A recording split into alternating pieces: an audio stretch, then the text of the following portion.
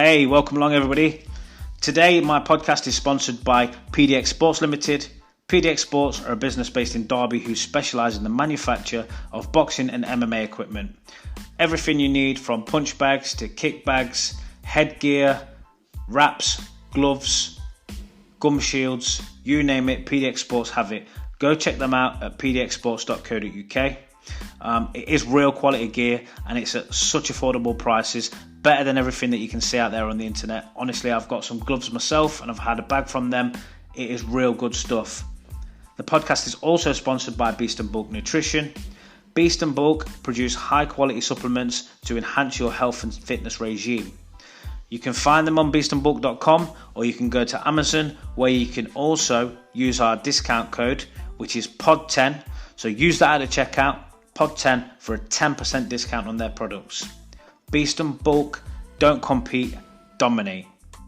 The men behind Beast and Bulk are also my guests today, so please give it up for Leigh Vallely and Leighton Anderson.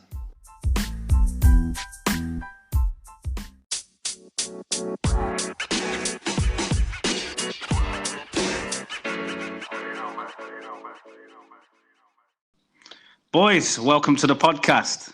Thank you very much. It's a pleasure to be here. It's great to have you on, man. So we've got Leigh and Leighton, the men behind Beast and Bulk Nutrition.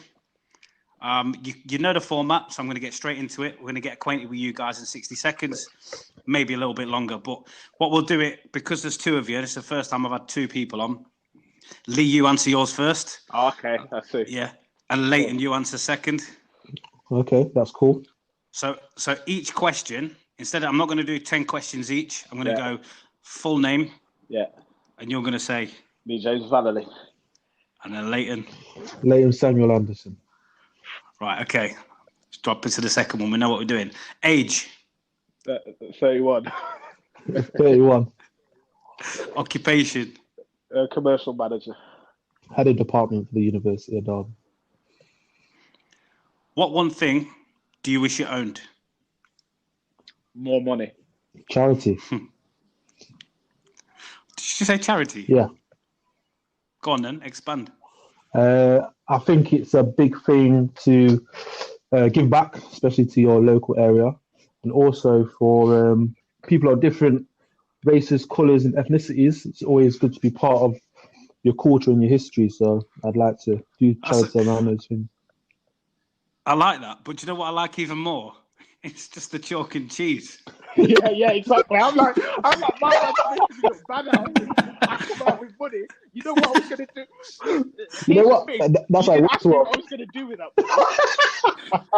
I was going to... He's going to buy it. Make some school shit. Oh, I like it. No, I love that. It's like yin and yang, but that's what makes the team. So let's move on. What's your best feature? I can't answer that.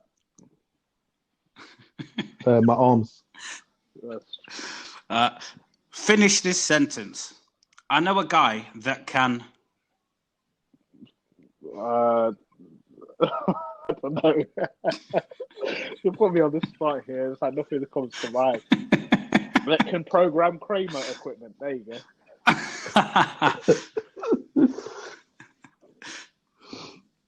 I know a guy that can get you cheap insurance. Okay, Sonic or Mario? Sonic. Oh, you agreed on something. If you're running for PM, what would your campaign slogan be? I'm better than the other person. That's the best.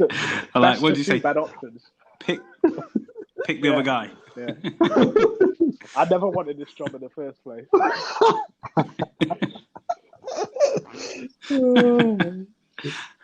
And Leighton? Don't compete, dominate. Yeah. That's our slogan. You're winning at the minute, I think. I was expecting Leigh to come with all the knowledge and all the funny answers, but you're winning. Thank you. Worst job you've had? I used to do events management stuff, and we used to have to work like car parking and stuff. It was always the outside summer events that were worse, because you'd be outside in the sun for 16 hours, and then you go back to a campsite. You had to bring your own tent and shit. and like you didn't know how to camp. Like you weren't campers. You got fucked. You got fucked in the night. You drank. You were freezing cold. Had to be up at like 3 o'clock in the morning, 4 o'clock in the morning. But forget about getting a shower. Forget about that. That ain't happening. And go out with your sunburnt face and like sunburnt body to go on like fucking dusty car parks. That's how do you get the staff for like car parking in Silverstone and shit like that. But yeah, from like 17 to 19, or probably until about 21 and on off, I used to do that to get money. It was long and minimum wage, wasn't fun. I remember when you used to do that. Kima did it as well. Yeah, she did. Oh, nah, mate. That's good life choices. That This character building, do you know what I mean? It taught me something. It taught me that that's not what I want to do with the rest of my life. When I see like 40-year-old, 50-year-old men like fucking there doing that job, I'm like, oh, yo, damn. I don't want to be making the choices that you made to be doing that. And disrespect to anybody who does that, because like they're still putting food on the table, feeding the family and stuff. But for real, for me, it's like that ain't the life that I want to have. Grafting for minimum wage, 16 hours a day, fuck that. Hey, worst job I ever had, mate. Sunday paper. Yeah. I love my paper round. I love my paper round. Mate, doing that and then walking to football and then playing 90 minutes and walking home for £4. Are you mad? You know what was What, you used to get £4 for a Sunday? Yeah, £4.50. I used to get £6 Monday to Friday. Monday to Friday. Yeah. Well, that tough. Got a couple of years. That's why I like the Sunday round. Yeah, it was heavier bags and stuff, and you've got them massive papers you can't put through the fucking letterbox. But you got £4 one papers, for one day. That paid your subs instead of having. Not even one day. It's like literally, if you think about it, it's about £4 an hour, isn't it? Exactly. Because it took you about an hour, so it's not that bad. At 14-year-old, like you can't get better than that. Come on. Nah, and we used to walk in. We used to walk to football, stop at Asda something on the way back, get a bacon butty. Yeah. That's a £4. Bacon butty.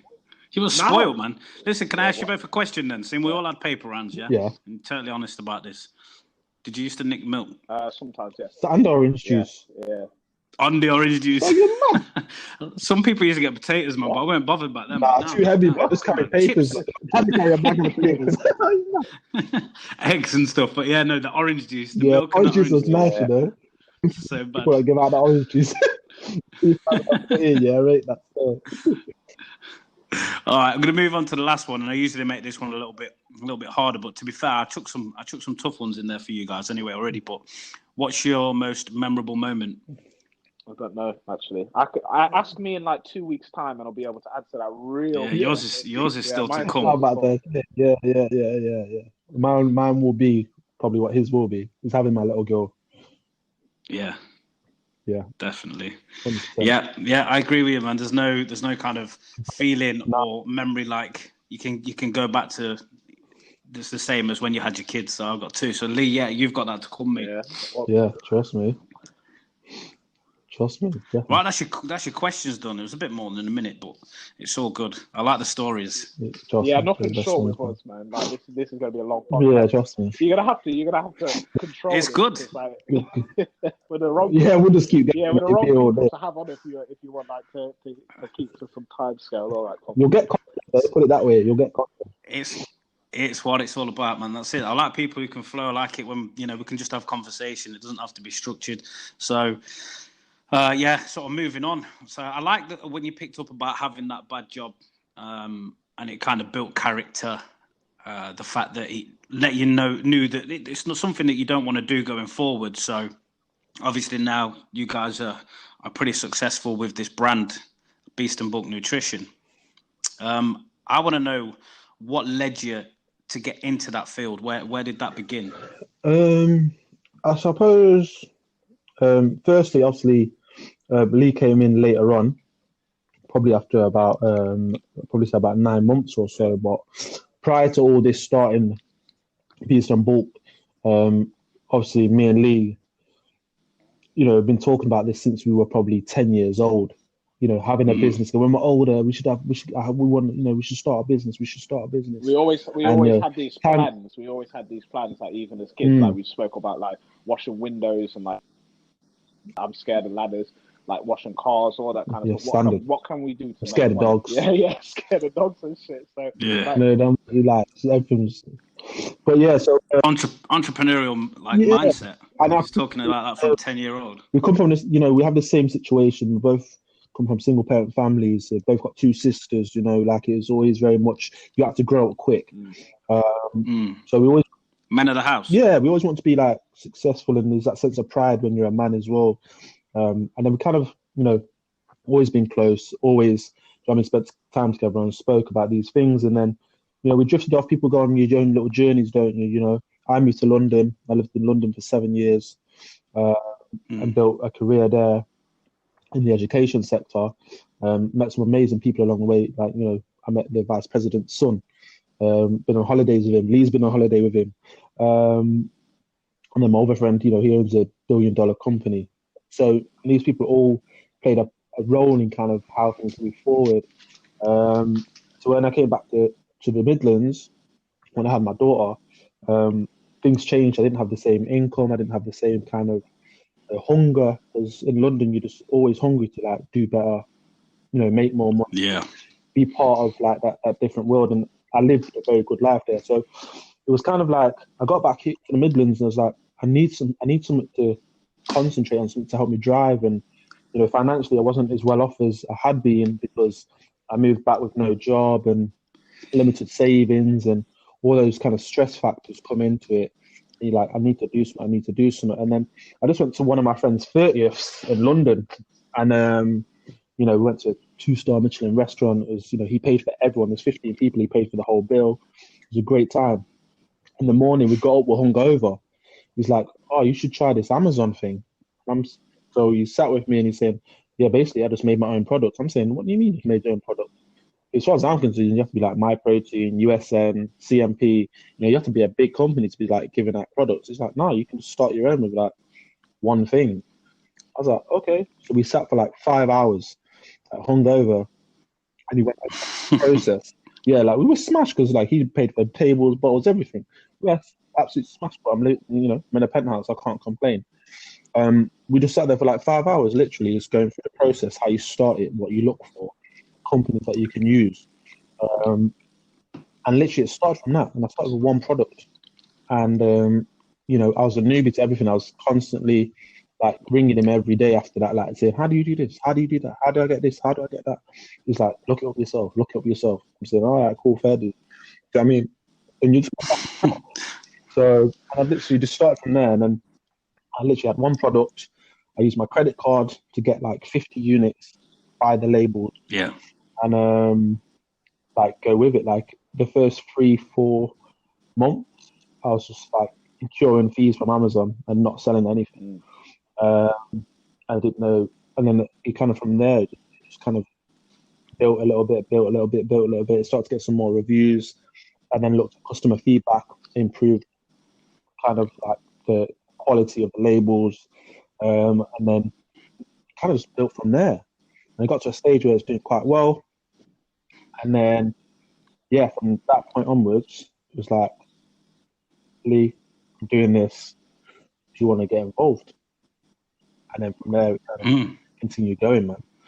So it's about probably about 9 months in, and then yeah, Leigh came on board, and we just took it from there, really. It's an incredible story, really. But one of the funniest things is that how many business deals come from either being drunk or hungover, Yeah, or at least the creative, yeah, exactly. sort of, the creative juices start to flow or whatever. The amount of times, people say that drinking is bad for you, but I worked with Leigh, and we've heard some amazing success stories that have happened over me and drinks. Rich were in Amsterdam when we were talking to one company, and they've been going for 3 years, and they just exploded. They'd absolutely exploded, and like all because like one guy got drunk with another guy from Microsoft and said, "How do I make money in this area?" And he said, "Just do this." And he did, and 3 years later, my man's balling. And it's just, it's funny that all of these things start just from a few drinks and then an idea. But I think one of the things that Leighton's missing out here is like this guy James, who's given this information and said this. He's not been secretive with it. He's not gone, "Oh, don't do it." He's said this, but Leighton actually took that information and he did something with it, which is something that a lot of people don't do. They get given the information, they go, Yeah. okay, well, that's fine, and never do anything with it.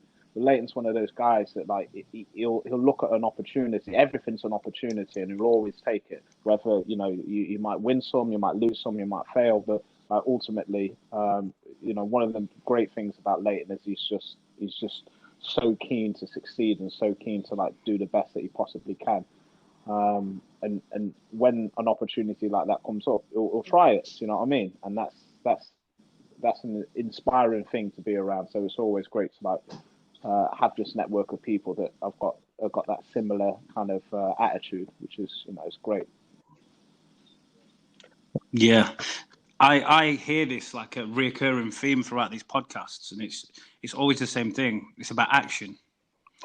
Taking that action, no matter what it is. And you guys have got your own brand now. You're selling supplements, but people that I've spoken to about mental health, people that I've spoken to, about fitness, and just the whole range of people. The one recurring theme is actually taking action, because that's what people tend not to do. They have the thoughts, they have all the sort of ambition there and the tools there, everything's in place, but actually they don't take action. Yeah. And all that shit doesn't matter then. No, absolutely. I think one of the motivational speakers, Les Brown, he talks about, being at your death's door, and at that door, when you open it, is all the ideas, all the creations, all the things that were never invented, all the books that were never written. They're all there surrounding you. These are all the things you didn't do that you wanted to do in your time. He said the best ideas in the world are in the graveyard, because people never took action and never made those things possible, and they'll never come to light. I think it's one of the truest things you can like take on board, because it sounds crazy when you come from certain areas, like if you come from kind of poverty-stricken areas where your intention is just to have a good job and make 30k a year and you'll be all right. That's pretty much all you will do. But I think we come from those areas, and I think something you have kind of a shift in kind of thinking or people or environment. Let me ask you. Let me ask you a question, Leighton. Like, what was that shift for you? Because like, not even a joke. I was talking to Kelly about this. That's my partner. I was talking to Kelly about this, like, where me, Kima, and Shannon were, and like where we came from. My mindset was always like, I had this goal in the back of my mind, like I want to earn £1,000 per year that I'm alive. And for me, like when I was younger, that was success, because like my mum was a mental health nurse. My dad, before he left, was a glass cutter.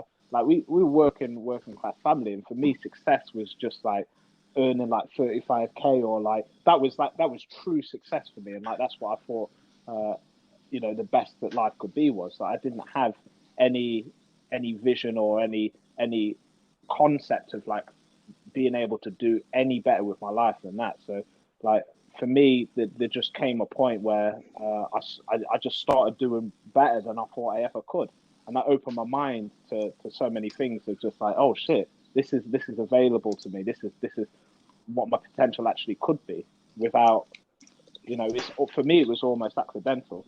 But when I look at my sister, when I look at Kima and where she's got to, she's become a doctor. I mean, goddamn, like that's not supposed to happen for people like me and my family, and I'm very proud. You know what it is, Leigh? It's funny. You know what, you said it there. You said this isn't supposed to happen to me and my family. Why do we think that? Because we're mentally enslaved to think that we should just work, pay bills, die. And that's why something that is we call spectacular happens, like your sister becoming a doctor. That's not spectacular. She's smart enough to do it. So why shouldn't she? Why shouldn't she use everything she's got to become the best she can? But we're not taught that. We're taught to do the simple things, because it's very easy to do that, isn't it? Get a job, pay your bills, go on a holiday once a year, have a little bit of savings, work till 65. Cool. You've done everything you can in life. Actually, no, you haven't. You've not even started, if you ask me. You haven't failed at something, or failed at a business, or failed at some kind of opportunity. That's not living, I don't think. We could do what we're doing, fail, but we know we tried. We're not going to have no regrets. I think that's the main thing. But the shift for me was moving to London. That was the shift, because my friend that I live with was 23. Yeah. He brought in a penthouse apartment with 3 floors, which I had a whole floor to myself, for £600,000 cash. He's not a rich kid. His dad still works now. He just retired his dad last year. His dad was a builder, a roofer. His mum was a nurse. And that showed me that he took nothing and turned it into something. And he's the most humble person you'll ever meet. You know, he still shops at... I think that... Sorry, I was going to say, I think that, you know, because that's where you learn, isn't it? When you see other people, because you do become a product of your environment. So you are living like myself. Exactly. I'm from a council estate, and you don't see past that. No. And then when you move somewhere like London, and you're in this environment with all these successful people constantly, and you know, it could be just a conversation that you have with somebody, and they tell you that, yeah, I was like you once, and you think, really? I thought you was born with a silver spoon in your mouth. Yeah. No. I just had to work hard. I just had to put my mind to it and work hard, and all of a sudden, you start changing the way you think. 100%, man. All of a sudden, you know. It's what it is. No, I was going to say, like, you know, I moved in with him. Like, I met all these people at the gym. Like, I met him at the gym. You know, we was doing a gym, and they had boxing classes. We was doing the boxing. You know, I basically beat him up. It was like, oh, man, you're all right. The reason I was behind that is he had his company that he worked for had VIP tickets to the Retro 2 and Chips. He's like, oh, I got these tickets to this event. This is just random. I was like, yeah, okay, cool. Yeah, VIP. I went at Chipmunk, I went Retro 2, brought one of my mates with me that I just met, who I met at NatWest Bank, opening my student account. Do you know what I mean? Like, that was him, and he invited me out. And then, you know, I went to this event. After that, he was like, partner, like, she's moved out. Do you want to come and live with me? I'm like, yeah, because I'm living in a shithole. So, cool. He charged me £300 a month to live with him. And this apartment's worth £600,000. He just sold it for £1 million. So he's you know, and these are opportunities that you're never going to get anywhere else. My other friend, his dad was the vice president of Nigeria, like 5 years ago. Me and Leigh went to Portugal with him last year. Had the sickest 24 hours ever. And you know, and then, like you say, your environment breeds environment. My friend that I live with, his best friend, his uncle's the 5th richest in the UK. I went to a private members club where the waiting list was 50 years long. Like, you bump into people, you're having conversations that you thought you'd never have. And it just opened my eyes so much to say, wow, your life is very simple in the Midlands or back home. Like, people can't even consider half of these things. So it just, that London for me was such an eye-opener. And it made me very unsettled to come home and be like, I can't just work. I need to do something else. You need to fulfill your potential, I suppose, whatever that is. So, yeah. Yeah, it's a good story. I like it. And I like that, you know, you're reading these things. And one thing that was really poignant for me was actually, it came from somewhere. You know, you talked about Les Brown, you talked about, I've talked about people in the past that are inspirational figures. And I actually listened to Kevin Hart's book, out of all people. And obviously, I just thought at the time, he's a stand-up comedian, he's funny, and his book is funny to listen to, his audio book. But actually, the guy, I learned so much. I thought, he's so intelligent, and he was so driven, and he's very much the same. He's not, you know, from a good background, if you like. He didn't have a lot growing up, and he strives for a lot. But one of the things he said that was so poignant was, you know, he talked about looking at your life as if it's a book, and if somebody was reading your book, and how do you want that book to end? And that was like, it kind of just hit me, and I was like, shit, yeah, how do I want my book to end? How do I want people to read my book? You know, and that's what you're doing. You fill in those pages and chapters with this ambition and desire and drive to be better and be more successful, be able to give your family the things they want, all that kind of stuff. I think that was a changing point in my life when I had my daughter, and I thought, you know, I want to be able to give her things that I never had when I was a kid. I don't know if you're the same, Leighton, because I know you've got a little girl. You know, it's funny you should say that, Richard, because I'm very much the same. You know, you want to give your kids what we didn't have. And the quote that I've seen that said, "Don't give your kids what you didn't have.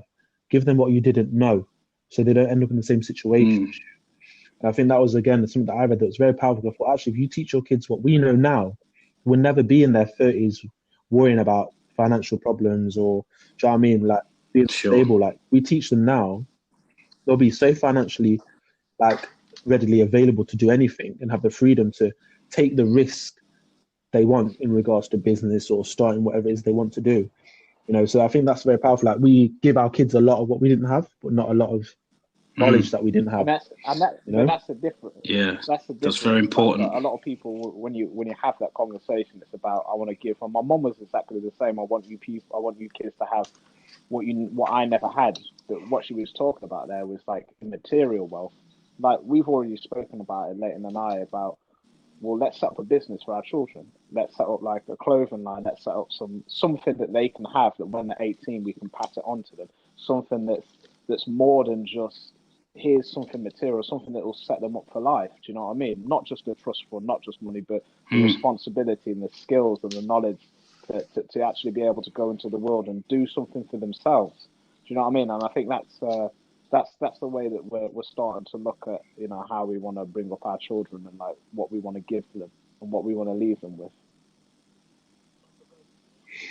That's a very good point. Yeah, I really like that, because you don't hear that very often. And, I do think the same about the knowledge as well, and kind of picking up on what Leighton said about one of the reasons why I probably got into debt and things when I was younger was because my mum and dad didn't tell me, like, you don't want that credit card. Don't get into credit cards. Don't do this. Don't do that. And I don't know. Maybe it's because my mum and dad were just there's quite. So many middle class kids that are like in so much debt. It happens to everybody. But the truth is, you learn all these things in school. No, it is.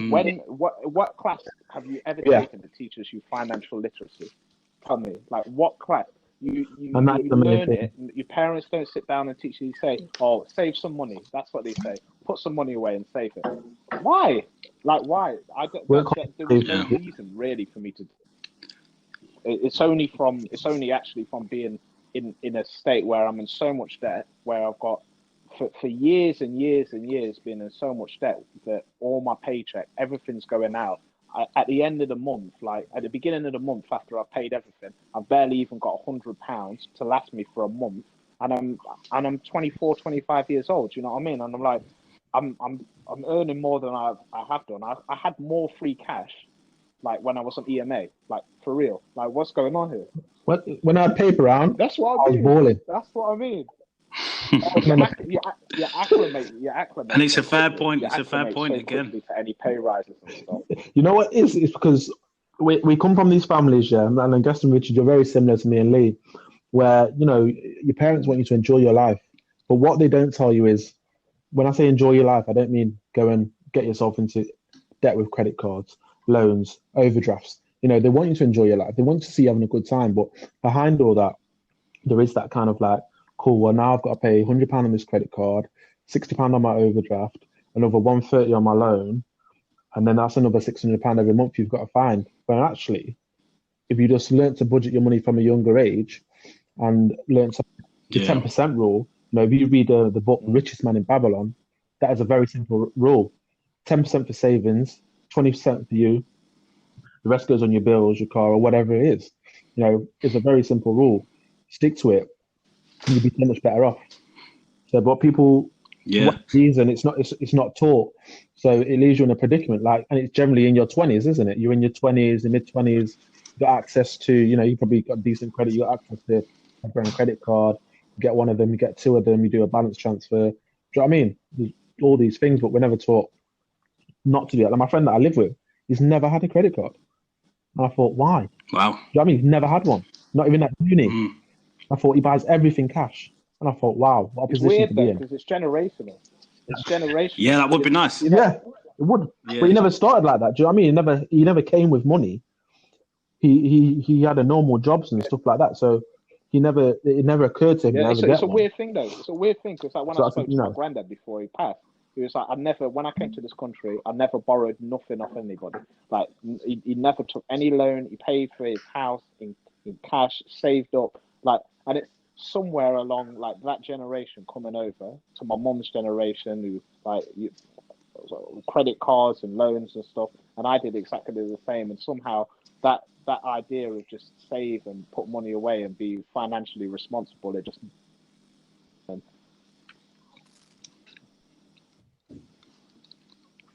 I think at some point as well, like you've got to, it's a learning curve. Oh, You got to think. Yeah, you learn from experience. I was a teenager, and I didn't give a shit what anybody said to me. I just do what I Standard. did anyway. So I could have had all the advice in front of me, and I'd have still probably gone down the same road. So sometimes you've got to take a bit of ownership and then go, all right, so we made a mistake. Now let's move on. Let's learn from that and not do it again. And I think that's the only way to learn. Exactly. And to be fair, that's a good way to move on to the next thing, because business-wise, me and Leigh joined in the May. We stayed strong till about the July, and then we had our bump in the road. Yeah. No, I remember this dip. So we had our bump in the road, and that was a massive learning curve, really, in regards to business and being prepared. And like Leigh said, I'm very much an opportunist. I'll always strive to do more than just work. I don't think I will be working for anyone apart from myself by the time I'm 35. But Leigh kept me going during that time, because towards the end of that 6 months, probably the one time, probably in the last 10 years, I've not been positive or kind of opportunity driven, because I was so financially stressed in regards to me and Leigh putting a lot of money into the business, making, I suppose, not bad judgment calls, but I'm learning from decisions we made. The truth is, and this is one of the key lessons that I learned from that period, you can do everything right, like every single thing you can do right, and you can still lose. Because at the time, the decisions that we made, the decision to put as much money as we did in the stock, everything that we did was the right decision. But like unforeseen circumstances come up, and you wouldn't have been able to tell that. And because of that, we were left with literally thousands of units of stock with no ability to sell it at all. It was a situation where we were trying to launch a new product. We spent money on like thousands of pounds on marketing, on stock, on boxes, on prototypes, and then we were in this position where like no money was coming in, like nothing. And we'd already spent money that we forecasted to come in, and it just didn't come. And suddenly, we'd gone from making like $8,000 a month to nothing, to absolutely nothing, to the point where we're like, okay, what do we do? And like, what are the business plans? And we did loads of things to start stuff again, and it worked for like 2 weeks, and then it failed, and again we did that again and again and again and again. Yeah, set up an eBay account. We tried to sell on eBay, could do all those kind of things, and it got to the point where, in work terms, Leigh is kind of better off than me in that sense. But everyone still has their own outgoings, right? You still got rent, still got bills, you've got kids, you've got childcare. So to find anywhere between £600 and £800 a month between us for those 6 months was a big ask. Do you know what I mean? So it got to a point where I was like, yo, Leigh, I think we're just going to have to call it a day and just like close the business, because, we got a loan going out for 500 a month. We owe this company for £3,500. We owe another company another £4,000. We owe the marketing team another £1,200. So where are we going to get this from? And this is the thing that I suppose I just want to jump in, and sorry to talk over you, but just so the listeners know, is that this isn't your 9 to 5. You have a 9 to 5. Hang on, let's go back, on top of that. Just a 9 to 5. At this point, Leighton, all right, Leigh. No. I'm going to get the little violin out for you, though, because I know what your 9 to 5 is. My 9 to 5, man. Get the violin out, because I have to work with you, man. That's fucking hard enough. The struggle's real out there. Now, Leighton was working like 3 jobs at this point as well, on top of this. Bear in mind, like, my man's working nights, he's working a job after work, he's working 9 to 5. On top of that shit, we're going out to like Manchester, like every other weekend, like going to gyms and stuff to try and like promote the product. My man's like working 24 hours a day. And people talk about grind and people talk about hustle, and they don't actually know what that word means. They think they work hard, you know what I mean? I can sit behind a computer and I can work late a few nights and like work until 12 o'clock. My man knows what it means to actually grind. And like in this situation, bear in mind that when somebody's working 3 jobs and you still got to find another £600 and you're putting all this effort in, like, and for months it's just not working, and you have this dip. It's like, you know, it's like, what more am I supposed to do? What more? So Yeah, and I think, you know, like you'll know, Richard, adding to that, you know, that takes a lot of time and stress on your relationships and time with your kids. Oh yeah, So yeah, definitely. I'm working Monday to Friday. I'm commuting 30 hours a week for my day job. I'm doing security on the weekends till 4 in the morning. So 4 in the morning, I'm getting home on Saturday morning. He's picking me up at 5:30 to drive to Manchester. So I'm sleeping for an hour and a half, taking my pillow and my sheet in his car in the passenger seat. That hour and a half drive to Manchester, getting my little kip in. And Lee's waking me up by, you know, I'm dribbling all over his car and that. Yo, we're here. I mean, I'm maybe wiping my face off, slapping some cocoa butter on. So I mean, these are all the makings of a true success story. Though this is what I love. Like the story that you're building. So I've heard these same stories from people who are so successful. You know, even the likes of Simon Cowell, you look at him and everybody just thinks, oh, yeah, he's rich. But the stuff that he went through, he had to liquidate his business. He had nothing. He had to start up again. There's just so many out there, you know. Yeah. It happens. So you look at like The Pursuit of Happiness, yeah, exactly. things like that. Those kind of inspirational stories that are true stories. And I don't even know. It's Chris. I don't know his surname now. Well, obviously it's Will Smith that played the part, but it was based on a true story. And this guy's an entrepreneur, millionaire, billionaire, whatever he is now. Yeah. And it's the same sort of thing, not getting sleep, having to look after your kids, educate them as well as keep your own mind. And there's a lot going on there. Yeah. You know, I didn't actually know before you started saying, because I knew you worked. Obviously, I know Leigh better than yourself, but I didn't realise, and I know you did doors, but I didn't know you were doing like 3 jobs and then all that. So that's pretty amazing stuff, man. Yeah, but you know, it's one of those things. It's like at least it's character building, because you know you put yourself under that immense pressure, and if you can come out the other side and be like, it was hard, but what did I learn? That I need to start working smarter. Do you know what I mean? Yeah. So it's like, okay, why don't I do what I love? And that's now I'm now doing. I did sport and exercise science at college, and then I went into a different kind of area. Once I left college, I went and did psychology at university, and then I kind of went into education after that. But I was like, fitness has always been my love, so let me come back now. So now I'm in the process of finishing my level 3 PT, along with my specialism in GP referrals and diabetes. I said, well, that goes hand in hand with our brand, and I get to work from home, and I can do the business from home. So by doing those, I'm going to accumulate more time, less travel, which is ultimately what we all want, is more time with your family, friends, and those that you love. So now I'm working on reducing my hours that I'm out and about and making it all kind of centralized to home, really, so I can have that freedom to do as and what I want to. So yeah, as much as it was stressful, and trust me, there was days where I just didn't even sleep when I got back from work. Leigh come pick me up. I think I was up before Leigh. Most times I was having like an hour's sleep and really like, you're like, I'm on my way. I'm like, you're not though, are you? Because you're in bed, so stop lying. You know what I mean? So, but you know, go back. I'm sorry. Yeah.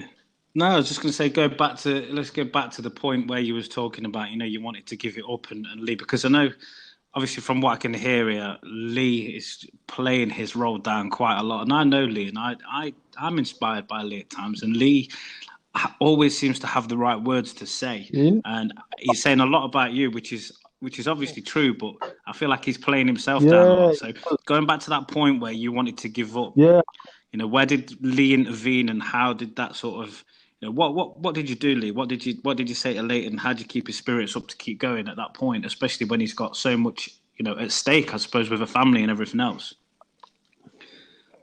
To be fair, Leigh was, you know what, he was just that kind of, he was just like kind of there, in the sense that, like, I was talking to him about him, saying, listen, we're at that point now where it's affected. You know what? I didn't want it to affect our friendship. You know what? That was the main thing. You know, that's what I didn't. Yeah. I did not want it, because me and Leigh are like so close on a different level. Like, you know, there's friends that there's probably only 2 people on this planet I'd ever go into business with, and that is Leigh probably one other person, because everyone else, you got close friends, you got really good friends, but when it comes to business, it's a totally different kettle of fish. It's different. It's totally different. So you got to pick someone that's gonna understand when they might have to put in more than you because you can't do that at that time, or they're gonna have to take a loss for the next 12 months until things come back around, because people are gonna say shallow because they'll argue about money, because the process for us is obviously about providing kind of a lifestyle where we have free time, but it's also about building something and also giving back. So at the same time, it was kind of like you don't want to affect what we have and built over the last 30 years as friends. I think. So it's more for me to. One of the key things is like we looked at the situation that we were in. We knew what our outgoings were. We knew what like we couldn't sell. We knew what we couldn't do, and like it was weird. We had like a few bits of stock that we usually took around to do some shows and stuff, and we decided like this last little bit of money, we'll find it somehow. We'll buy some of the stock that we know that we can sell, that we know that can. It's not going to sell big, it's not going to sell quick, but what it's going to do is it's going to allow us to put like, instead of putting like £600 into the business every month, we can put in like £100 or £200 each into the business, and ultimately we'd got so far, and like in my mind, like there was no out of my mind that we could have turned it around. Like Leighton's usually like so positive, and like I guess, and it came to the point where I was just like, nah, this ain't right. Like this isn't right. This isn't right for Leighton to be feeling the way it was.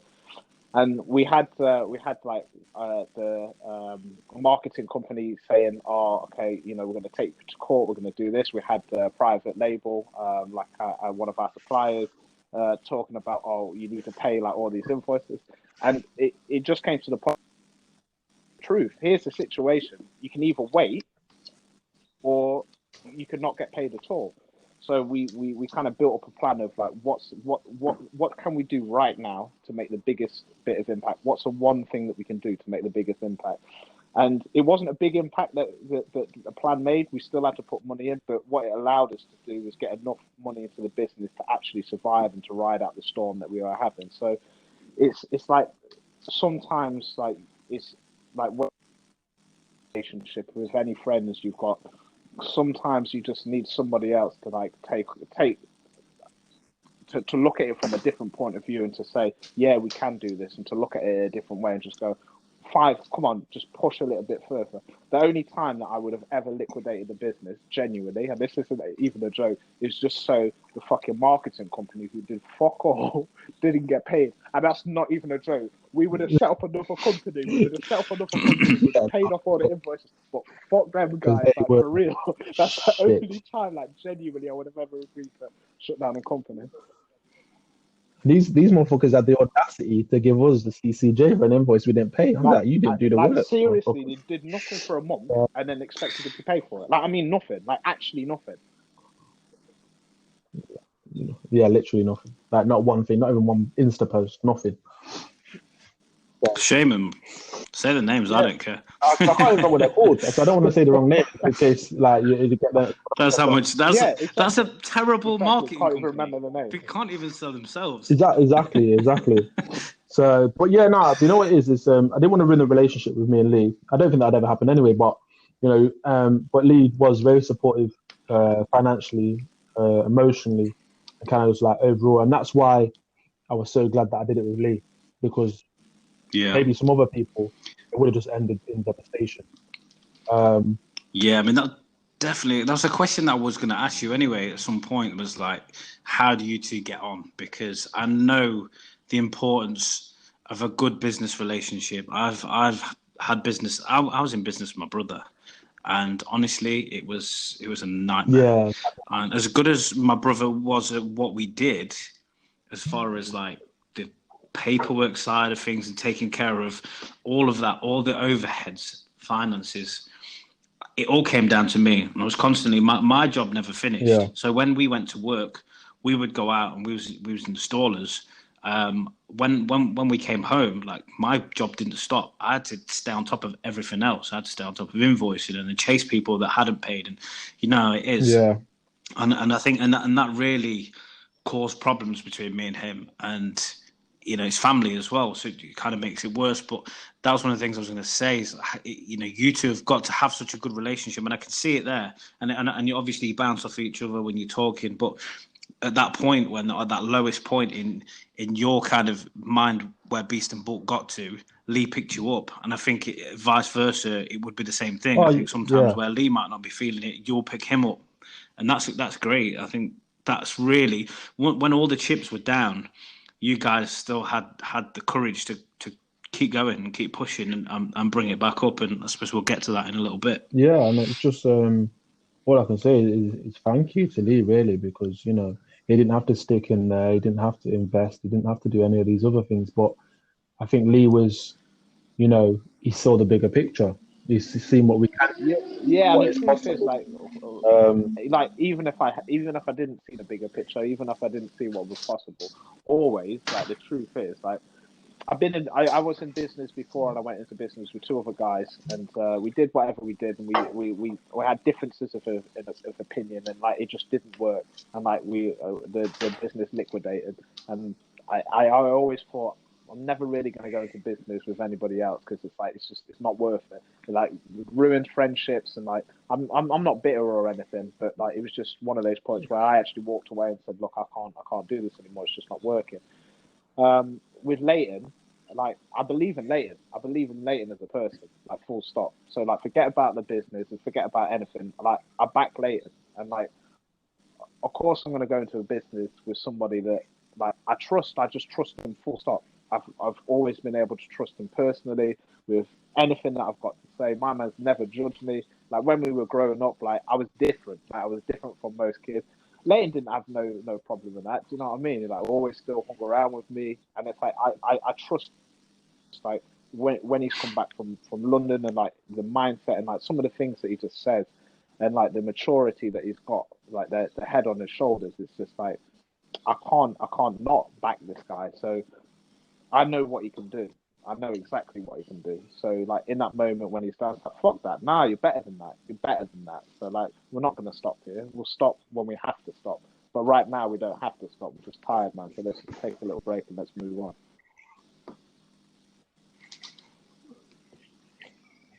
Yeah, well, I love that. Yeah. And I think what that really means as well, what it proves to me is that you believe in what you're doing. You believe in the brand. You believe in your product. Yeah, 100%. And to be fair, we what I did is the reason we started going to gyms is because I sat for one day and I emailed I think about 150 CrossFit gyms across the country. I literally just went, okay, let me just. I think we was on our way back from London, weren't we? Hungover again. Hungover. Mad. I've been back from Portugal. See? Let me just tell you about Portugal. Richard, I finished work Friday night, so 2:00 Saturday morning, I finished work. Leigh picked me up from doing my security at 2:00 in the morning. We drove to London, parked up at my friend's house, got on the tube, 24-hour tube to Heathrow Airport for a flight at like 7:30. Got the flight to Portugal, landed at 11, still awake, haven't slept yet. Yeah. Went to gym, the workout, like, yo, man, gotta get a compound, you get got ready, met my friends. Lee's just sitting there like, yo, these lot got too much money. I'm like, yeah, I know, but we'll have a good night. Then was up all day, all night, went shopping in Lisbon. These lot are going Gucci, Louis Vuitton, all this nonsense. And then got back, literally, I don't think we didn't sleep. Yeah, just literally went to a restaurant. Got ready. Sickest restaurant. Went to some bar on top of a refurbished car park. Like, opened up car park, smashed on there. Absolutely surely like next level. The drinks were bad though. My man's making like this drink with like strawberries and like mint and stuff, and it's taken him like he's made now. It wasn't the daiquiri. Daiquiri. No, my man took about 10, 15 minutes to make these free drinks. There, this guy is standing behind us and like take one sip. We took one sip and went, yeah, we'll take 2 more, please. This guy behind us just like sucks his teeth and walks off. Like, yo, sorry, man. Should have got this sooner. It was nice. and then we literally so we're out, went to a restaurant. Restaurant was bad as well. Like we had about, I think the bill came to like €1,000. Something stupid. No. Food was banging. For two of you. 5 of us. No, 5 of us. Okay. Still, yeah, but it's food. Lee, the food was good in it. I'm not gonna lie, it was good. We had a lot to be. And then we went out, and then just like we didn't realize that in Lisbon, people don't go out to like 2, 3 in the morning. Yeah, places Everyone's start open get like banging 10, 11 at a.m. like 4 o'clock. Like So we we went got- out, and like we thought, oh, okay, well we've only got like a few hours to get out and party and shit. Our flight back was 10:30 in the morning, Sunday morning. Still not that. Yeah, so we're still out. Still not Still slept. out looking at the watch. I'm saying, yo, Lee, Yeah, we'll go back now. We can have 3 minutes sleep. Like, You know, when we were in it, That's also, right time. constantly like we were looking at watching, like we were playing like real 3 minutes. like proper like strategy, like analyzing it. Yo, if we go back now, Figuring it out. Yeah, 6 minutes. Yeah, okay, we go back now, okay, 6 minutes in cool. the taxi, That's 3 worth minutes it. in bed. No, it was, trust me, it was mad. And then we had can't chocolate remember any Patron, of which that. Lee doesn't remember, which I'm so like disappointed for him because it's the best taste we've had in time. But yeah, we fell asleep. Yeah, we got back at like 8:30 in the morning. It was like set our alarm for half an hour. I don't know what woke me up, but I got up. I got up. I didn't ask me how or when or whatever. Yeah, Lee was gone. He would not have got home. He wouldn't have got home. Wouldn't have got home. My Wow. other friend, he didn't sleep at all. He just met us at the airport 10:30. He was still out. Just came straight to the airport. Just with his passport. I'm not going to ask what your other friend was doing. Yeah, he's an animal. He's an animal. But yeah, no, it was. No, it's a story. Yeah, it's sick. This is, I was meant to say earlier, actually, you said you went to Amsterdam with Lee, and like, again, that's another story because Lee went to Amsterdam with me. That was a whole story. You know, listen, mate. Listen, I don't. Whatever you thought you did that was funny or crazy, ain't got nothing on this, mate. Did Lee get taxed back to the airport when you was with him? Like, I'll be honest. Our Amsterdam trip is probably the most boring Amsterdam That's a work trip you would trip. ever want to listen to. well, ours wasn't. I'll tell you that. Let me put it this way: we was at the airport hotel, which was nowhere near the airport, Yeah. but it was also nowhere near the centre of Amsterdam. Wounded. You know, we got there. We had to go straight from. This was a business trip. So next time we do it, maybe it'll be fun. Maybe we could all do it and we'll come on a podcast and we'll tell a fun story. Yeah. But yeah, I'm not even going to go. It's that boring. It's not even worth me telling you about. People will just switch the podcast Tell you off. what, to put it this way, Lee got a taxi back to the airport and we went. I was Yeah. I was smoked out. Really? Fucking mad. We I could, was yeah. like, I don't know where my hotel is. I was like, I don't know where my hotel was. He I says say that, yeah. To the point, yeah, but the taxi man stopped charging him because he'd been to the hotel and airport back and forth so many times. He said, "I'm not charging you no more." Because I took all his money. He had no money. Oh Yeah. shit! He was high. No. Well, I always thought Lee was Yeah, sensible. I really did. So I took him to Amsterdam. I thought I'll be alright. I'll be safe with Lee. Nah, mate, this guy's asking me if I'm alright when I get back to my hotel at 4 a.m. He left us at 11 p.m. Still awake. But yeah. Nah, I'm not. So Honestly, I thought Lee was going to be the sensible one out of the wrong two. guy. Mate. This thing about is very powerful. Yeah, you've got a good I've front. changed. You hide that Yeah. well, Lee. I've Yeah, changed. gotta admit. Like that, Changed, at least. man, like, that like 18, probably like 14, like 28 or 29, man. They were the bad years. Yeah. 14. They were the black old, yeah, they were the black old years, you know what I mean? The lost years. We all had them. I can't say mine went on that long, but you know, at least you enjoyed yourself. You made it through the other Yeah, side. exactly. You landed on your feet, so you're good. Can I ask then? So back to the product, back to the Beast and Bulk Nutrition. Talk about, you know, you've got creatine, testosterone boosters. You just put a pre-workout, or it's at least it's in the pipeline. Yeah. But what I always think about these is like health and fitness right now, which obviously is huge. Everybody seems to be at the gym. Everybody's taking supplements or whatever else. Why did you feel like this was the route you wanted to go? Like in such a saturated market. And how do you feel that you can like stand out in the crowd? What makes you different to the competition? Let's say. You know what? One, I think it's because we actually do what we talk about. Um, Not to say that some other companies don't. Like they get a lot of, of course, ambassadors and they invest in getting a lot of people that do their videos, but the actual people that own the companies, I don't know how many of them are actually invested in Yeah. fitness or the quality of the products or kind of actually making sure athletes or people who enjoy the gym are getting what they need. Um, Yeah. and you know what it is? I took a lot of supplements when I first started training when I was younger. I was out in my mid 20s. I was always taking protein and looking up different supplements and seeing which ones were the best. And so I mean, so and I've always done it. So, and I suppose it's kind of you do what you know, right? So I thought I know what I would like if I was going to buy this product. I know what I would like to see. I know what I would like, what would attract me to it. So I kind of pictured that in my head, and like that's kind of how it just went from there. And I thought everyone says it's a saturated market, but at the same time, name me a market that isn't saturated, apart from electric cars. You know, bread, eggs. Do you know what I mean? Shoes, clothing. You know, every market is saturated. Really, it's how do you stand out? Um, Yeah, exactly. so I think what we have is me and Leigh as a kind of team are unique. Um, I think our branding is unique compared to other logos and brandings and stuff like that. You know, we have the pictures of the different animals on our products. Our logo is different, and I think over time we will be able to fulfill kind of what we want to do. And I think what we're doing currently is, again, as you know, we're working on the Beast Box, which is a product that kind of brings together all of the products that our customer wants. So that's, you get pre-workout in there, you get protein in there, you get creatine in there. Um, I really like that. I think that's a great idea because you're giving somebody a subscription based.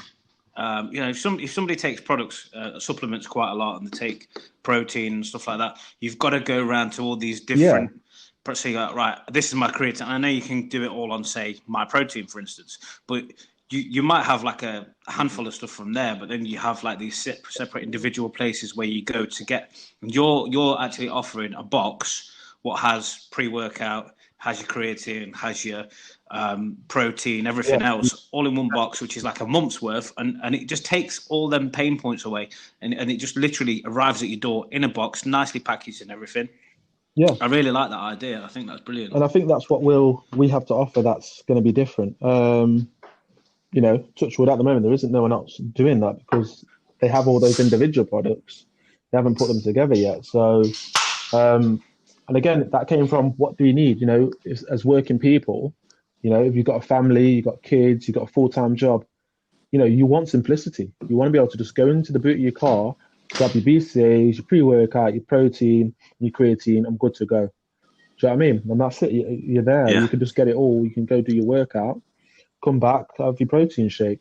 Done. It's already there. Tearaway sachets. You know what I mean? Easy to use. No messing about with your Yeah. spoons and finding your flipping your protein scoop and all that nonsense. Do you know what I mean? Spilling it all over your side or in the boot of your car.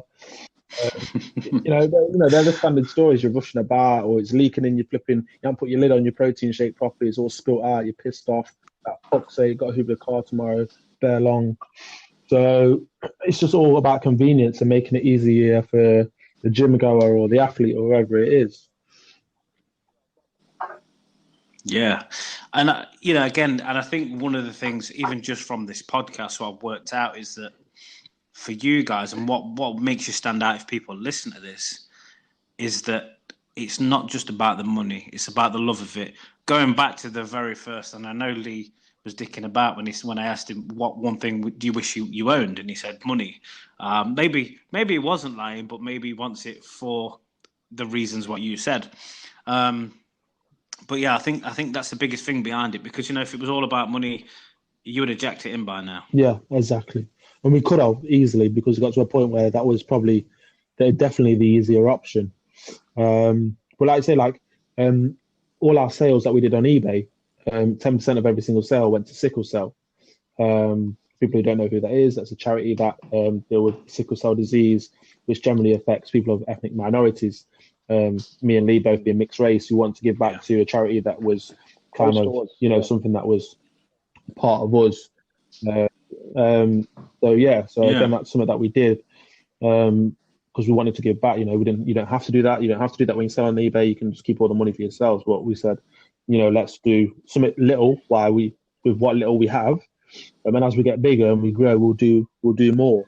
So again, that's working with other companies. There's a company called B1G1 who are basically buy one give one. So every product that we sell, they give either a new set of pencil case and books to kids, or a glass of milk or a meal goes to these charities and brought for kids all over the world. So that's something that we're looking to go into as well. So it's about giving back, I think, because if you're not doing something for kind of humanity or to make things better, I think it's kind of pointless doing it. Of course, everyone wants to make money. That's just a given, because we live in a Western world where money talks, right? But to be fair, I think the main thing for us is kind of once you've got that stability within your company and you're making that additional income, who would we be if we didn't spread that amongst the people that where we lived or where we're from or who we are? It all means nothing if we're not going to try and make some kind of impact, no matter how small it is. So I think that's one of the big things we kind of try to want to push once we get to that stage where we are making, a lot of money, where we can actually try and take the time out to go and do homeless shelters and soup kitchens and give away clothing and stuff like that. So yeah, it's kind of kind of getting that right balance. That's wicked, man. No, I love that. I really do. I think, it shows who you guys are as people, as a business, what you're about.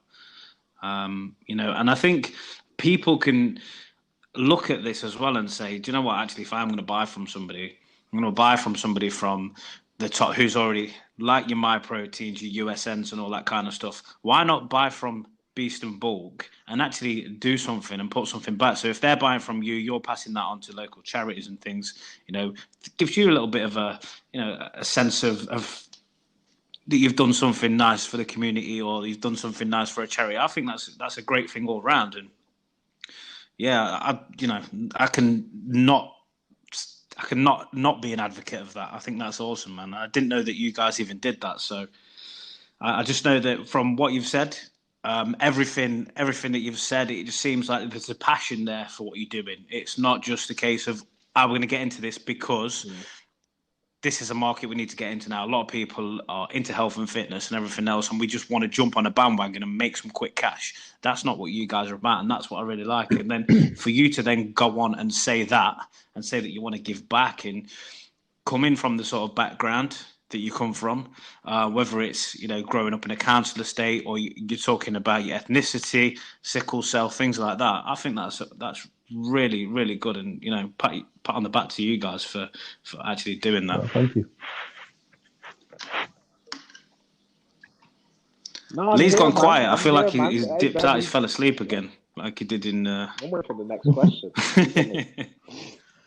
But yeah, no, I mean, I want to give Leigh the next question. Yeah. I mean, I think you're kind of picking up on that already. Really, what I wanted to ask was what is the vision for you guys? What's the future of Beast and Bulk? I mean, we're looking to expand our range of what we've got, our portfolio. Really, one of the things that Richard, you've been very kind to us in the business, and one of the things that we're keen on doing is getting some apparel out, getting some gym equipment. I use straps all the time, and I think it'd be nice to get some straps. It'd be nice to get some more t-shirts, hoodies. Like we started printing some t-shirts just for ourselves and some hoodies just for ourselves as like a marketing and promotional kind of stuff. And we've got so much good feedback of these shirts are sick. Where can I get one from? Where can I get one from? That we've we're looking to go down that route and expand out there. Obviously, last year we tried to launch the Beast Box, and during that time we had some issues with the business. That's always still on the cards, and we're really looking to try and do is to get some good suppliers and some places where we can make our own protein. We want to try and bring everything in house. So everything that we do, we want to have our own brand, our own label. Initially, when we were looking at doing this, we had different products in the box. So we had our supplements, we had somebody else's pre-workout and somebody else's protein. Now, I think it just makes sense. We're in such a better position that we can start making that investment on bringing all of that in-house. We've got we can control the quality ourselves. We can control, the price point a lot better. So it's more cost effective for us, which means that we can give that saving to the customer as well. So we've got a few things that we've got on the roadmap for this year that we want to achieve. And I think really it's just taking things one step at a time. But it's going to be we need to get the website redone.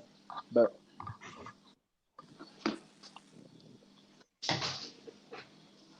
yeah, I think things that people might want to know is our pre-workout will be out and available by the end of the month. We're literally just waiting for that to us. So that's going to be a new addition to the company. It's a chaotic beast. It's a chaotic beast. Sour apple. And then we're kind of like making sure that we've got everything we need in regards to stock, and then kind of have a second stage of marketing and pushing the product and the brand a little bit more. Like Leigh's already said, the apparel, getting the hoodies out there, getting the t-shirts out there, getting the CrossFit vests out there. I think we made a little bit of our name for ourselves within the CrossFit industry as one of our ambassadors is the ranked number 5 in Europe for under 18s. Give her a shout. Yeah, that's Emily Still. Go follow her Insta, Emily Still. She goes to M Squared CrossFit Gym. This was run by Emma Seville. Great gym, great atmosphere, great people. Along with one of our other ambassadors, who's Emma Gage, and she was one of the qualifiers for the Rio Olympics. She literally missed out on going there by about 0.01 of a second. But still got to try out for the Rio Olympics. It was still a massive achievement, and she's done stuff for GB as well, won plenty of medals. 2 ambassadors, and they're both pretty big within the CrossFit world. Go check them out. They're amazing. I said, when you get to CrossFit and you're in Manchester, definitely go down there. I think it's pushing that. We've done a lot of kind of stands at gym competitions, including Rotherham CrossFit, Luton CrossFit, M Squared, another one called Elite Performance in Manchester. So again, we want to get into a market as well, and I think that's a way forward for us.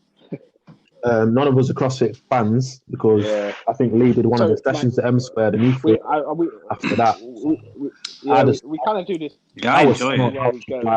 If we set up at a gym, I'll try and do one of the workouts at each one of the gyms. So the first CrossFit that we did at M Squared, I was not prepared for it at all, and hungover again.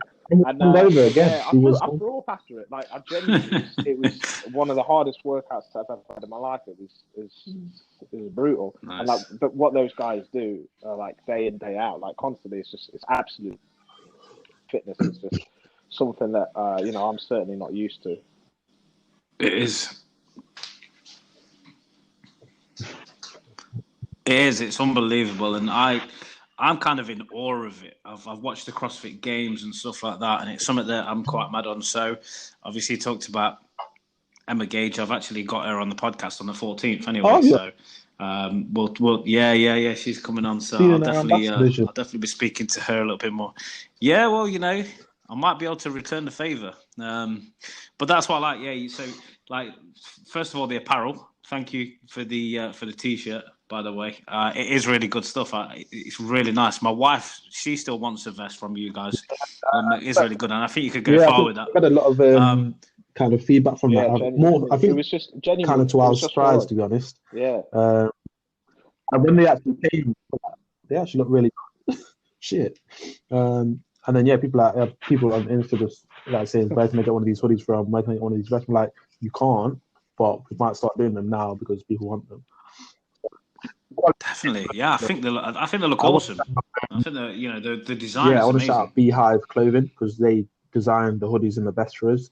Again, they're sorry, not Beehive. I'm lying. Be Strong Clothing, and they're again based in Manchester, and they also train at M Squared as well. Wicked. Yeah, and that's a good thing. I suppose what you're saying there about the CrossFit stuff is it's massive now. It really is growing, and it's only going to get bigger and bigger.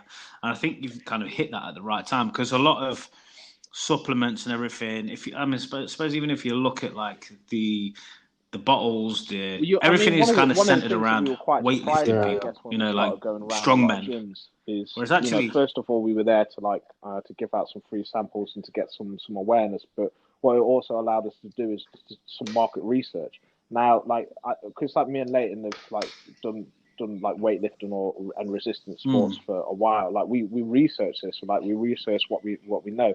When we went to the CrossFit community, one of the things that we quickly found out is that for a lot of the people that we started speaking to, they weren't really too aware of supplements. A lot of people didn't even take protein. A lot of people, it's quite strange, really, because the level that these guys are at, nobody really supplements or understood why certain supplements would be beneficial.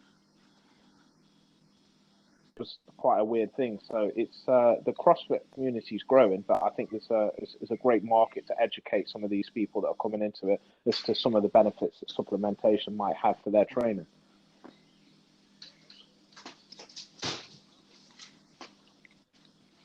Yeah, definitely. I mean, you'd think that the amount that they do and how hard they work and everything, they need to repair the muscles quicker and all that kind of stuff. They need to be able to, I don't know, supplement that. Yeah, it's all about recovery for them, isn't it? Yeah, the recovery, exactly. You guys know more than me. I'm just sort of making it up as I go along. But, I am taking some supplements myself, and I obviously take your supplements, and they are great. But as far as what I was just getting at, it was that there's not really many people that kind of associate themselves in the nutrition business as promoters of CrossFit, or you guys having the ambassadors from CrossFit and everything. I think that is definitely a real key point to what you guys are doing. It's so different to anything else out there. As I say, if you look at any other kind of protein tub or anything like that, you've either got just a proper muscle man on there or a woman that's flexing the muscles. But I think all this, you could have the likes of, is it Matthew Farah or something, Farras or something like that, the big CrossFit guy. You could have the likes of him now. He's massive in America and everything, and it's growing so much. And I'm surprised that there's not more and more of that. And you guys seem to be in there early with it, so it's a good thing. It's definitely a good thing, and I can see it doing really well. And I'm going to speak to Emma about it, so she can give us a lowdown on all the CrossFit stuff and see how she's getting on with your products. Yeah, that'd be good. Let's get some feedback. Defo. Right, guys, we've been on here for 70 odd minutes, so I usually wrap it up after about an hour or so, but you've got so much stuff. I know, no, but do you know what? I like it. I used to do podcasts in the past. I'd do for 2-3 hours, but trying to keep it down a little bit. I don't want people falling off, but you guys have got so much to say, and I think what I do like to do is at least if we keep it to an hour, I can get you back and you've got enough to speak about next time as well. So it's a good way of getting you guys back. I'm going to ask you one more question before we go into the quiz, though. And feel free, both of you, to kind of chip in at this. But what's the best piece of entrepreneurial advice you could give somebody looking at starting a new business? For me personally, don't quit. Don't quit and fail well. Or fail forward. Fail forward or just fail well. What do you mean by fail well? By fail well, I mean keep failing. Failure, yeah. Don't be scared to fail. And that's it's not failure. It's where you learn, honestly. That's the thing, because what we always it's one step closer. It's okay, I've learned it's a learning way curve. not to do it, so let me try another way. That's not the way to do it. Sooner or later, you're going to find the right path. Like I'd say it to anybody that's looking to start a business. First and foremost, start it. That's more than anything. All of those people that are thinking, oh, yeah. So that procrastination, just throw it out the window. Yeah. Just do it, man, because you'll either have to learn, or you won't. It's literally that simple. And what you said there, do you know what? One thing I always think about is, Nike's slogan, "Just do it," gets so overlooked because we all just know it. Yeah. Just do it. But actually, if you look at it and what it means, and you can use that in so many parts of your life, and it's against that procrastination, just do it. Like, I don't really want to go out for it. I don't feel like I can do this or whatever. Yeah. Just do it. All the time, you can always use that. And it's such a great slogan. And you've just said it there. So, but yeah, that'll be my advice, to be honest. Yeah, no, that's really good advice. Don't quit and fail well. Just keep going, and it kind of epitomises you guys and how you've got to where you are now. Leigh, anything to add? Whatever little step it is, like whatever thing that you need to do, start small. If that's what you need to do to like actually get going with stuff, look at failure as failure.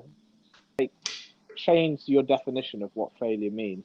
Don't see it as a reason to stop. See it as a reason to try something else. See it as a different way. It's opening your mind to like, this isn't the right path. Let me try something else.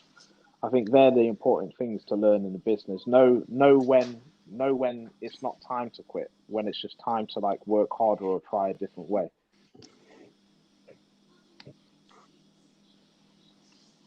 Yeah, there was a quote from one of the there's a fitness person. I was reading a book by Tim Ferriss. It's called Habits of like Billionaires and Top Performing Athletes. I remember one of the chapters, the sports person was talking about her dad and how he used to ask her and her sister every day when they got back from school, what did you fail at today? And whatever they failed at, he would celebrate. And she said as she got older, that helped her fail in loads of stuff and not care, because she knew that failing wasn't the end. So celebrate that's a failure. good point. Because the more you celebrate it, the less you'll fear it. Definitely. I like that. These are where you get that inspiration from. These are where you really sort of, some of the stuff that I read now and I think, God, how did I not think of that before? But it is all a learning curve. It is, and failing now I think it is becoming more and more a good thing. It's becoming more and more seen as a good thing, at least. And I try and push that onto my kids and stuff, and I'm sure you guys do too. So, great advice. I want to take you into the quiz, and I'm not going to let you cheat on this. I'm not going to let you team up because it won't be fair on the people that have gone before you and they're on the road. So, I'm going to ask you, who wants to go first? Leigh. What did I? How can I? Look, we didn't used to get that. I'm not really good at quizzes. Come on. But no, Leigh's just jumped in there. In fact, all I'm going to say is I'm going to fail well. Yeah, that's good. Right, I tell you what, though, I'm going to be honest with you. Top score is going to be hard to beat. Gary was on my last podcast. He got 6, man, and you've got 60 seconds. The only piece of advice I will give you now is that, just pass straight away if you don't know it. Chances are I'm gonna mess up on a couple of questions as I'm reading them out. So I will be fair to you. I'll give you a little bit of time at the end. So Leigh, are you ready? Okay. Here we go. Which city is the capital of Sweden? Bebo. Jack Dorsey founded which social network in March 2006? No idea. Which singer sang "Stay With Me, Not the Only One, and To Die For"? GHG. The term GHG refers to which type of gas? Apple. Bramley, Granny Smith, and russet are all types of which fruit? Which Williams sister has won more Grand Slam titles? 2003. What year was the very first model of iPhone released? Earthquake. Which natural disaster is measured with a Richter scale? I actually don't know. Which animal can be seen on the Porsche logo? Guess.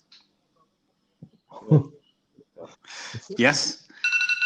And that's the end. But I'm going to give you one more because I did trip up a little bit on one of them. So, final question: how many Hemsworth brothers are there? I have no idea who the Hemsworth brothers are, man. I've got no idea who they are. Well done. Hey, you did pretty good. Right. Hey, it don't matter. You still got it right. Right. There were three, and no, you failed well, but you didn't fail. You got it right. So you got 3 for the Hemsworth brothers, which is correct. Liam, and Chris are the actors, and then they've got a brother. I don't know what he does. Which animal can be seen on the Porsche logo? Which you guessed it was a horse. Is it? You got Richter scale. I thought Porsche. What did you think it was? Ain't horse Ferrari? I don't know. So we're gonna be pulling up some logos after that. Maybe both. I don't know. I'm not that great on cars. Oh, okay. Yeah. No, neither do I. Look, but that's the answer. Whether it's right or wrong, I don't care. That's what's in front of me. So, natural disaster measured in Richter scale is earthquake, which you got right. The first model of the iPhone was released in 2007, not 2004. Yes, Serena. Serena won more Grand Slam titles than Venus. Bramley, Granny Smith, and Russet, types of apple, correct. GHG, I'm disappointed in you, Leigh. Is a greenhouse gas.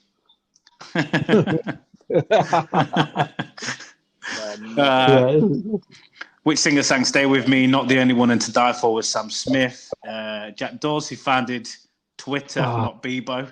And yes, which city is the capital of Sweden? I've got in front of me Gothenburg or Stockholm.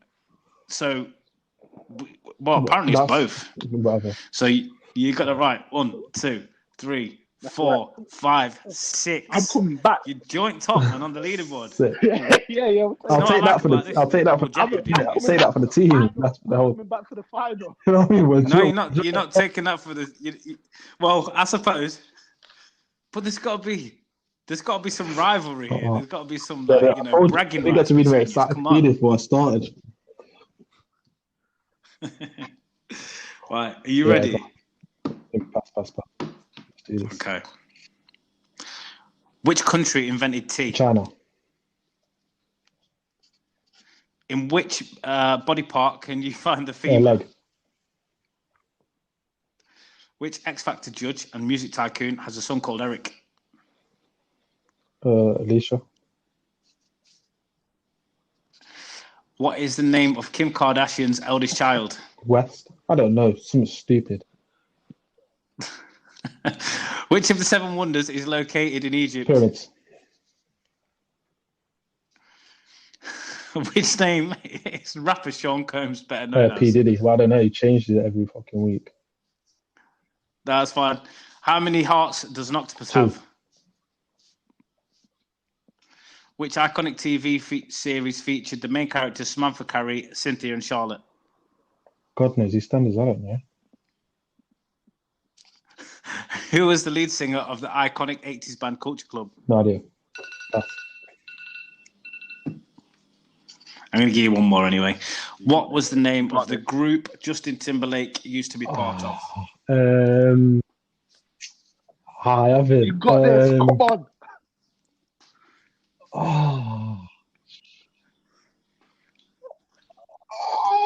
I can't remember. I can't remember. That's not doing me head in. He's gonna. Right. When you say no worries, man. No worries. You got off to a flyer. I thought, oh man, Leighton's got this. Went straight in there. Which country invented tea? China. And why I couldn't stop laughing was because I could hear Leigh at one point where I was like, you got the question right. He's going, yeah, I can hear him like, yeah, you got it. So I'm trying to read the questions out. I can hear him. So in which body part can you find the femur, leg? You got that right. I'm disappointed you got this one wrong. Which X Factor judge and music tycoon? I know why, because I was thinking BGT because it's on. That's why it's Alicia. I was thinking. What difference does it make? He's in both. Simon Cowell. Yeah, he didn't. Yeah, no, I'm listening. You know what? It's a poor excuse. It's fine. You was close with the Kim Kardashian's eldest child. Her name's Yeah, I think Northwest. it's something stupid. You got the pyramids of Giza. Yeah. Well, it is. That's what they do, isn't it? It's a celebrity for you. Which of the 7 wonders are located in Egypt? Pyramids of Giza. And I think this was the one where Lee was like, yeah. So I was laughing. But you still got P. Diddy. I've got P. Diddy written down. I think I've Puff Daddy or whatever else has been changed his name to. The TV show that featured the main characters, Samantha Carrie Cynthia, and Charlotte was Sex in the City. Yeah, I don't watch that, so... Boy George, Who was the lead singer of the iconic 80s band Culture Club? Leigh, do you know that? Yeah. And the last one, it was Boy George. The last one, what was the name of the group Justin Timberlake used to be part of, Leigh? And sing, yeah. Yeah. Where's Mother Hey, what happened? What about that? Got that right, yeah, you missed that out. What was the answer? Yeah. Which one? How many hearts did an octopus have? Shit. Nah, sorry, I missed that. 3. I knew it was more than one. Yeah, I should have guessed like I knew it was more than one. It was a decent effort. You got 4. I'll take that. So between the 10, I think you could have got. I could have done 6, innit? I could have done 6. So. Yeah. But we've got. I think if you would have passed more, you just, you stopped a little bit. I think when you didn't know it, just pass and go on. But no, at least you've got one of yours at top of the leaderboard now with Gary. So I think when we come back, we're going to do end of series finale episode. Going to do it via Zoom. It's going to kind of be centered around the quiz. There's going to be a bit of chat, but a lot of people say how much they like the quiz at the end. So yeah, we'll probably build some teams. We'll have the top 2, maybe just have a 1-to-1 to be the actual winner. I don't like to have draws. I don't like 2 people. I want a champion. So Leigh, you're in line for that. And that's about it, guys. So I really appreciate you coming on. I just want to wrap up with your socials. What do you use most for social media? Is it Instagram? So it's Beeston Book Official. And is it beastandbook.com for the website? Awesome. So I'll put those on the bio for this podcast anyway, and they'll go onto my website. Also, at the end of this week, your products will be going onto the website as well. So I've got a shop page now on the website. So you guys will be selling some of your products through my website. So if people want to come through my website and buy it, otherwise go to your website, find you guys on Amazon. Is that it, or is there anywhere else people can find you? That's it. If they click on the link, on the Insta page, that'll take them directly to our storefront on Amazon, so they can find everything on there as well. Awesome. Right. Well, look, guys, it's been awesome, and I really appreciate you coming on, taking the time out. It's been a fun one.